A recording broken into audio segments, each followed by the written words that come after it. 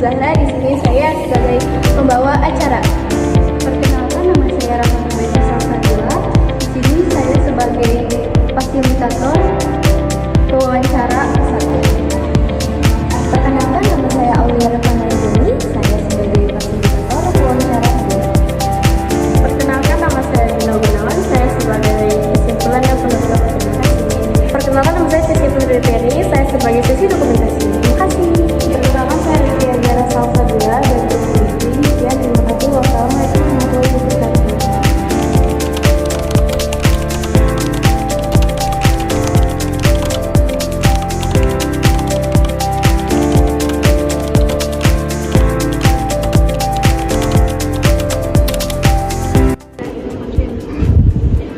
Assalamualaikum warahmatullahi wabarakatuh.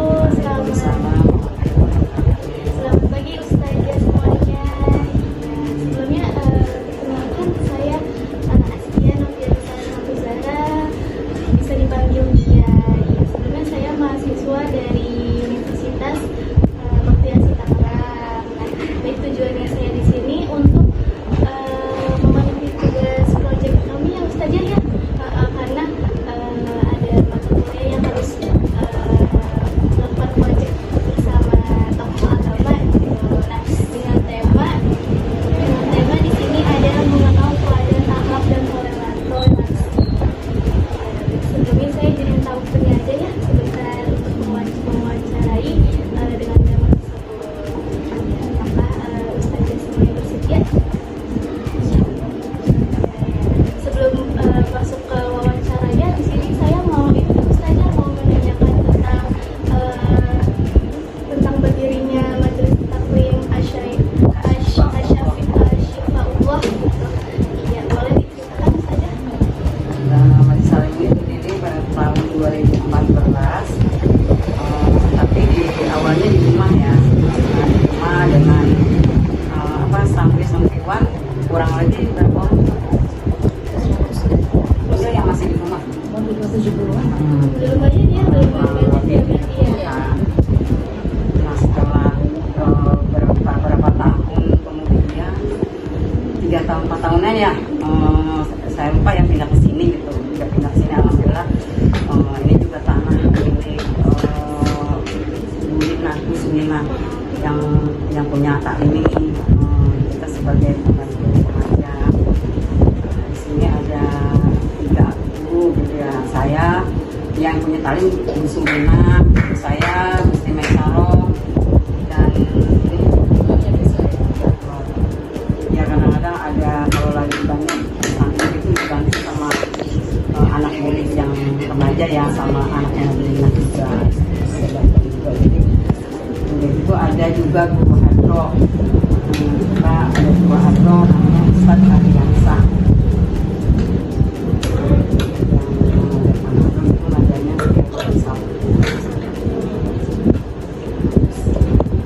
Terus berarti kalau untuk kegiatan lainnya ini setiap hari atau hari-hari tertentu aja Ustazah? Kalau pagi sampai sore itu dari Senin sampai Jumat. Ya, kalau yang malam Jumat yang sama malam Senin. Kalau yang malam itu. Berarti ini yang diajarin anak-anak kecil aja atau ada Remajanya ada remaja malam. pagi sore malam tuh ada. Sore anak-anak yang masuknya siang ngajinya pagi, yang sekolahnya pagi ngajinya sore.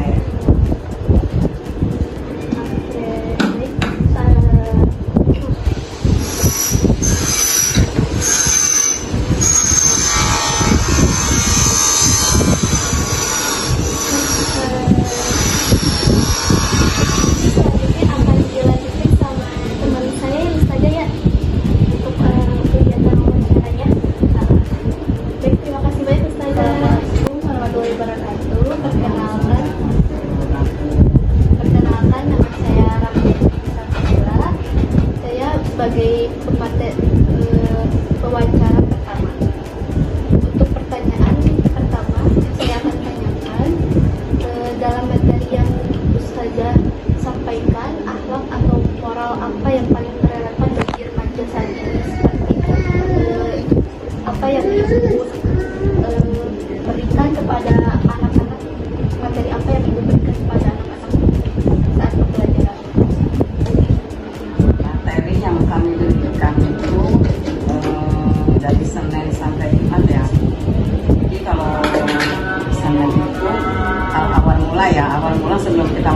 belajar, biasa kita membaca Fatihah, setelah itu kan doa belajar, Asmaul Husna, dilanjut sifat 20 dan dilanjutkan lagi dengan murojaah. Murojaah itu mengulang hafalan yang sudah dihafal dari mulai Anas dan seterusnya sampai hari Jumat itu sampai selesai. Nanti balik lagi ke Senin diulang lagi murojaahnya. Nah setelah itu baru kita mulai materi pertama gitu. Dengan kalau memang ada yang ditulis kan biasa ada tulisan ya, pelajaran pertama itu kalau enggak menulis akhlak atau doa-doa gitu. Pasti tuh tiap hari ada tuh pelajaran entah doa gitu, akhlak atau surah nabawiyah ya, pasti tajwid gitu. Nah di malam Sabtu itu kita memang dipastikan pelajaran tajwid ya. Jadi itu malam Sabtu tuh harus pasti tuh harus belajar tajwid. Karena kalau hari biasa ini kita belajarnya beda. Jadi bisa juga doa-doa ya, bisa juga hadis ya, atau bisa juga surah nabawi. Tapi di malam Sabtu itu ditetapkan itu harus pelajaran tajwid. Kita tetapkan malam Sabtu itu tajwid kan. Nah, bisa membaca sambil praktekkan dan teorinya juga. Gitu. Nah itu selama dari hari Senin itu sampai hari Jumat. Nah cara belajarnya kita itu kalau udah selesai hafalan yang murojaah, kita langsung mulai membaca ya. Pertama itu santri-santriwan menulis, yang giliran membaca ya membaca Al-Quran atau Iqra. Nah, sampai selesai. Untuk pertanyaan kedua, dalam interaksi sehari-hari dengan peserta terutama generasi muda, bagaimana Ustazah memperhatikan akhlak seperti sikap sabar, lemah lembut atau jujur saat menghadapi situasi sulit? Misalnya anak-anak berantem, sikap apa yang Ustazah berikan kepada anak-anak? Ya kita memberikan menasihati ya, boleh ya, menasihati gitu ya agar anak itu tidak berantem. Nah mungkin anak-anak juga kurang tahu kan sifatnya, misalnya si A nih sifatnya tak kayak panasan gitu ya, terus kadang satunya meledekin gitu. Nah itu, nah caranya itu jadi kita memberi nasihatnya sebelum memanggil kedua anak ini ya. Jadi setelah atau misalnya sudah kejadian kan kejadiannya dalam belajar nih.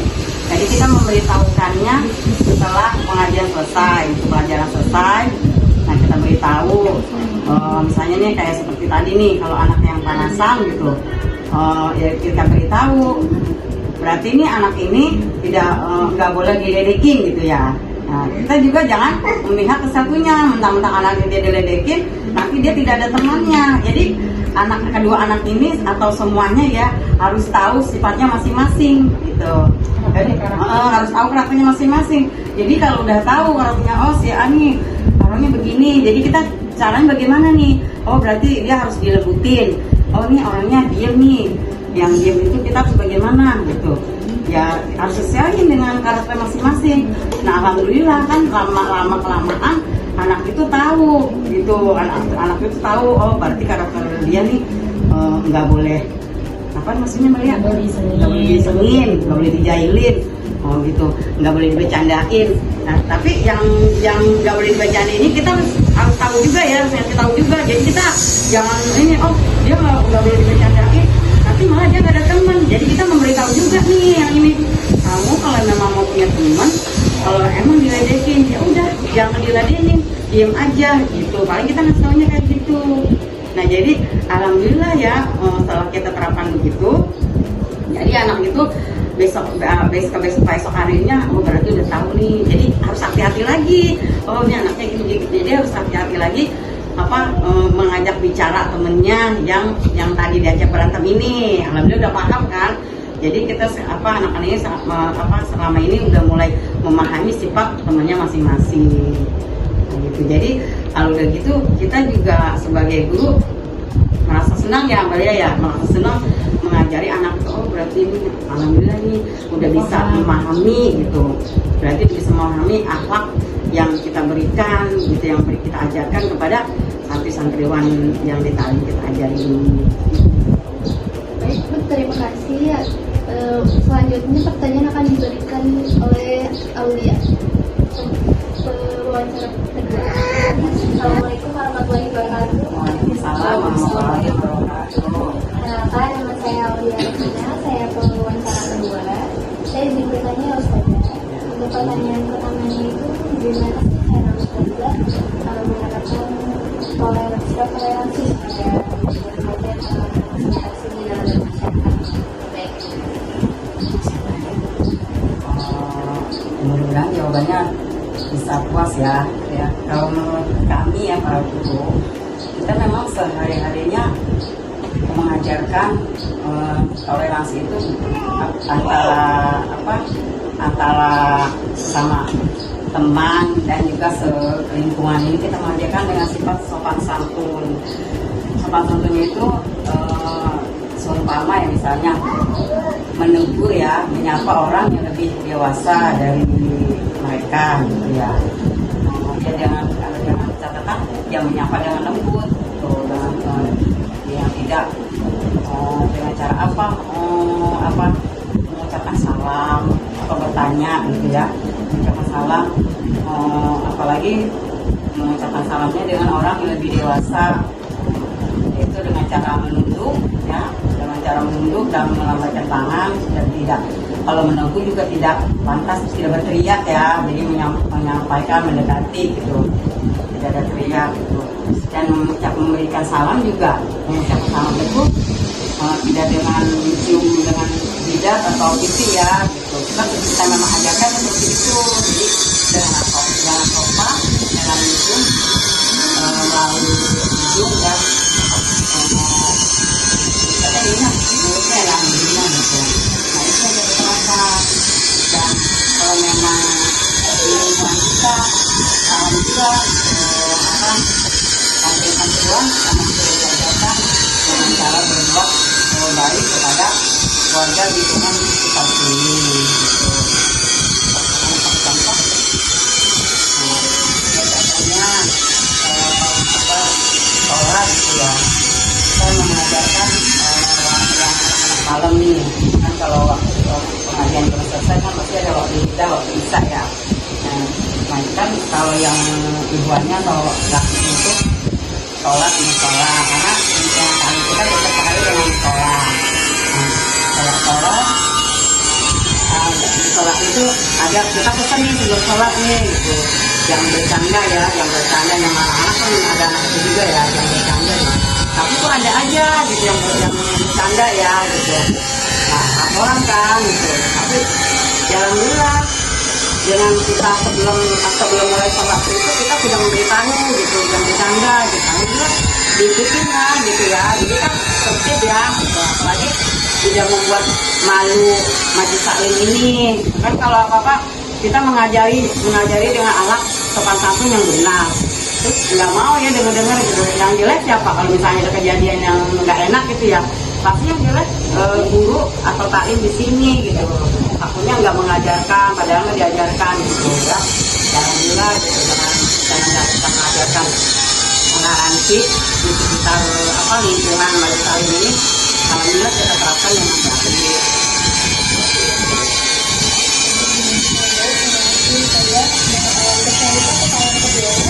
Apa sih filosofi yang saya ilmu yang ini yang saya pegang kita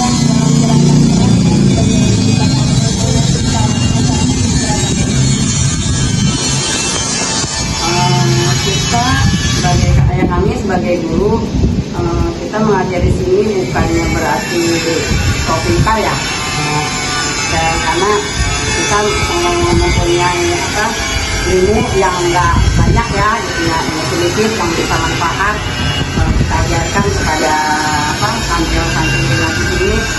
Alhamdulillah ya, orang tua mempercayai gitu ya, orang tua mempercayai kita sebagai guru mengajarkan anak-anak santri di sini, walaupun mungkin lebih banyak ya ilmu yang lebih banyak, mungkin guru lain ada yang lebih banyak dari pada kami gitu ya.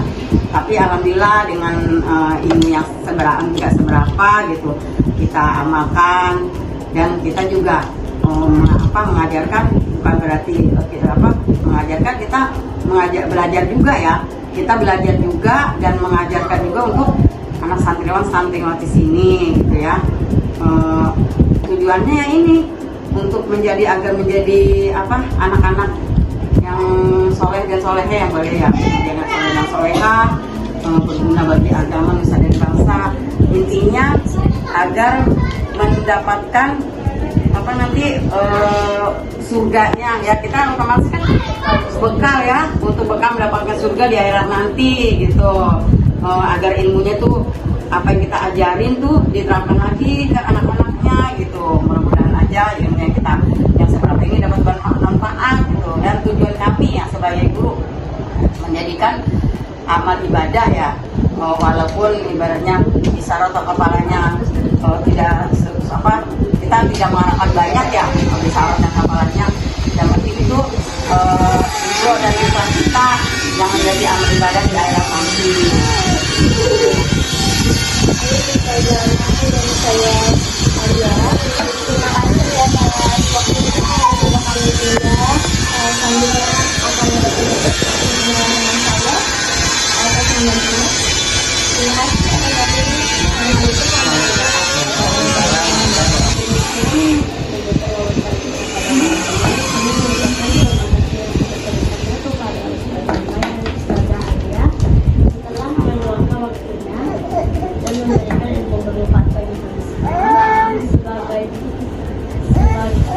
Sebagai tanda terima kasih, kami akan menyerahkan cenderamata dan dilanjutkan dengan sesi foto bersama.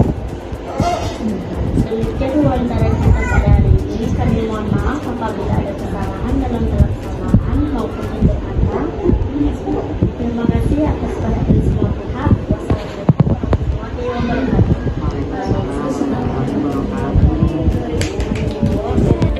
Baiklah, dengan kesimpulan kita dapat pada hari ini adalah semoga dengan kegiatan ini kita dapat meneladani akhlak yang baik serta menumbuhkan toleransi dalam kehidupan kita sehari-hari. Assalamualaikum warahmatullahi wabarakatuh.